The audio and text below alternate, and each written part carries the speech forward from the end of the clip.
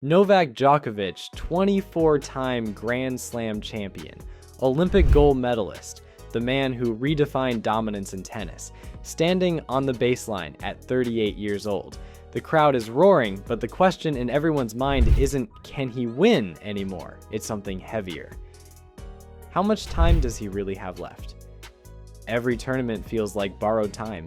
Every loss sparks whispers of retirement. Every emotional press conference gets dissected like it might be the last. And yet, the man is still out there, sliding on hard courts, stretching his body past its limits, chasing history like time doesn't exist. But time does exist, and even Novak Djokovic, the player who has made a career out of defying limits, can't outrun it forever.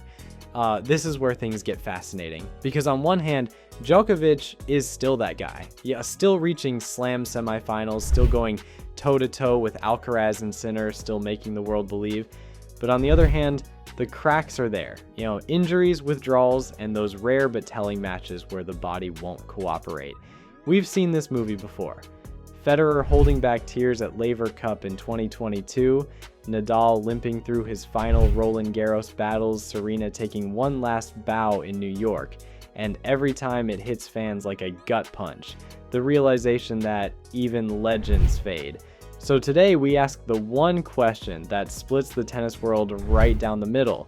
Is Djokovic still capable of adding more slams, rewriting the record books again? Or are we watching the final sparks of a career that's about to close its curtain? This isn't just about tennis. This is about mortality in sport, about what happens when the unstoppable finally meets the inevitable, and whether Djokovic will leave the game as he lived it on his own terms, or be forced out by father time and the next generation breathing down his neck. Stay with me, because this story isn't just about one man's future, it's about the end of an era. To understand why retirement talk around Djokovic is so explosive, you have to look at just how insane his career has been. This is a guy with 24 Grand Slam singles titles, 10 Australian Opens, 7 Wimbledons, 4 US Opens, 3 French Opens. He's the only man in tennis history to hold all 4 majors on 3 different surfaces at once. He's got 40 Masters, 100 titles, 7 ATP finals, and he even pulled off the impossible, the career Golden Masters not once, but twice. Nobody else has ever done it even once. And if that wasn't enough, he topped it off with Olympic gold in Paris 2024. That's the final piece of the puzzle, the one thing Federer never got, the one thing Nadal could never grab. Djokovic has it all. At his peak, unstoppable. At 38, still, nearly unstoppable. Let's put this in perspective. He spent 428 weeks as world number 1, finished as year-end number 1, won a record 8 times, and managed to stay in the top 5 well into his late 30s, his current ranking number 4 in September 2025 might look like a step back for some, but for almost anyone else, it would be a career high. And here's the wild part. His longevity makes Federer and Nadal look almost mortal.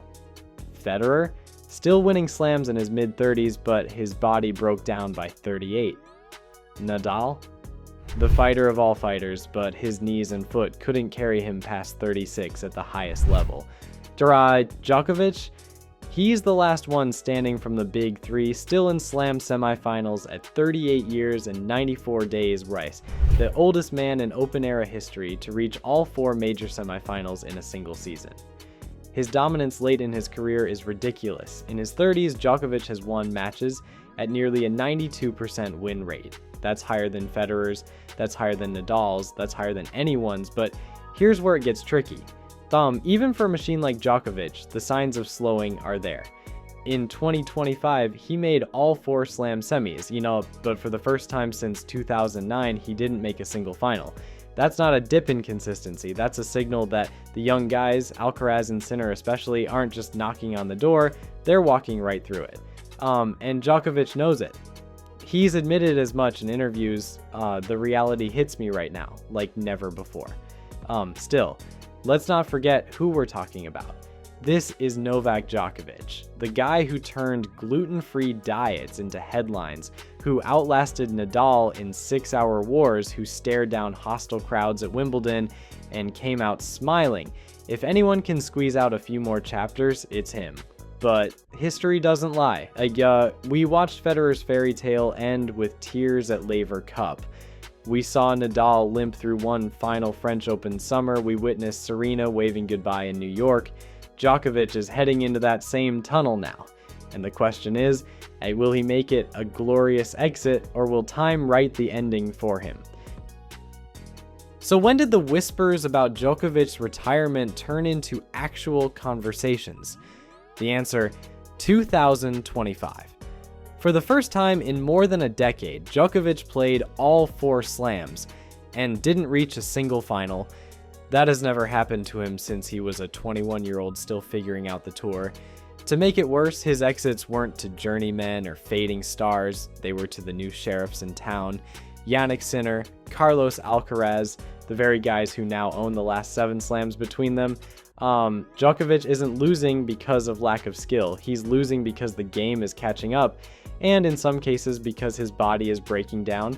Think about the 2025 Australian Open, and he reaches the semifinals, the crowd buzzing for another classic showdown, and then he retires after just 1 set with a muscle tear.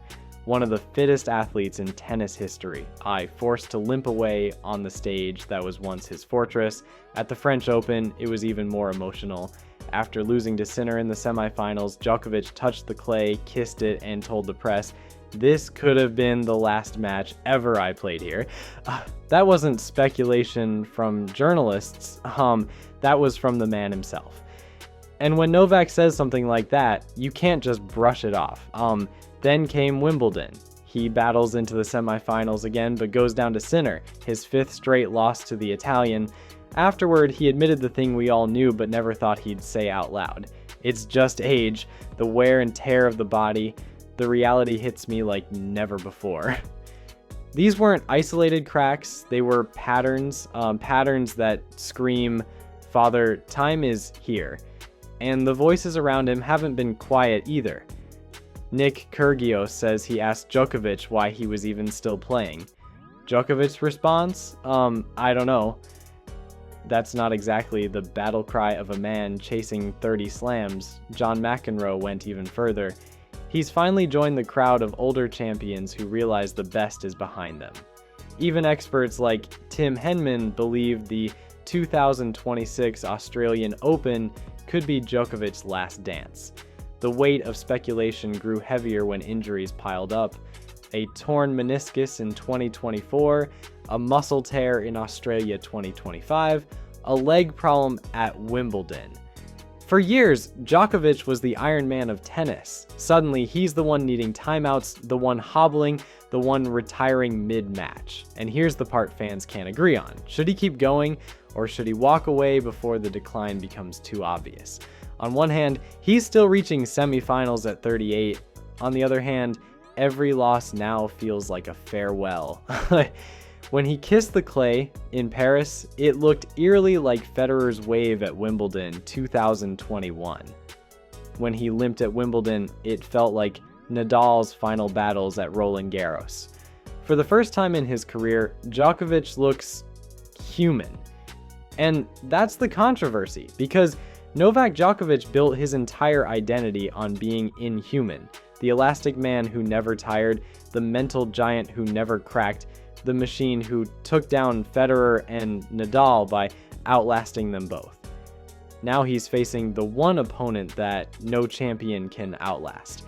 So the Father Time, the debate isn't just about whether Djokovic can still win, it's whether he even wants to keep pushing his body and mind through this grind. Because his quotes tell a story of a man wrestling with the idea that the end is close. And that's what makes this chapter of his career so fascinating, because for once, even Novak Djokovic doesn't know the answer to the question we're all asking. How much time does he really have left? Here's my take. Djokovic doesn't need another slam. His legacy is already untouchable. 24 majors, Masters records, weeks at number, 1 Olympic gold, the greatest resume men's tennis has ever seen. But tennis isn't just about trophies, it's about moments. Federer's tears at Laver Cup, Nadal collapsing in joy on the clay, Serena's farewell in front of 25,000 fans.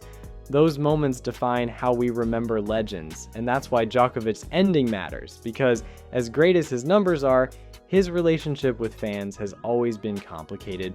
For years, he chased Federer's elegance and Nadal's raw passion in the public's imagination. Now, he has a chance to flip that script, to leave in a way that cements his place not just as the GOAT in numbers, but as the champion fans rally behind. Do I think he has one more slam in him? Honestly, yes. On the right fortnight, at the right slam, yeah, probably Australia, his fortress, Djokovic can still summon the level to beat anyone, but do I think he has multiple slams left? Number. The body language, the injuries, the quotes, they all point to a man in his last lap. If I were Djokovic, I'd circle the 2026 Australian Opens, make it the goodbye. Win it if you can, fight for it if you can't, but give the sport a finale that matches the magnitude of your career.